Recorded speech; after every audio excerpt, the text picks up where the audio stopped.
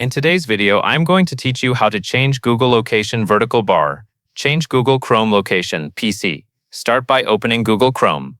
Once Chrome is open, go to the top right corner of the browser window and click the three vertical dots. From that menu, find Extensions.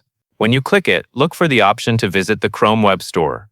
This is where Chrome extensions can be searched for and installed.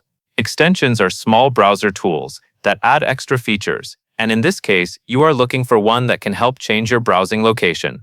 When the Chrome Web Store opens, click into the search bar and type VPN. Then press Enter to see the available results. You will notice different VPN extensions listed here. Choose one and click Add to Chrome. Chrome may show a confirmation pop-up asking if you want to install the extension. If that appears, confirm the installation and wait a moment for the extension to be added to your browser.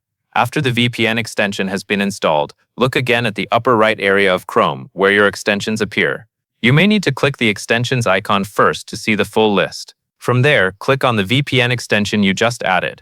Once the VPN opens, use its location or server options to select the country or region you want to connect through. After you choose the location, activate the VPN. This changes the browsing location Chrome uses, which can affect the version of Google or the regional results you see. That is the full process.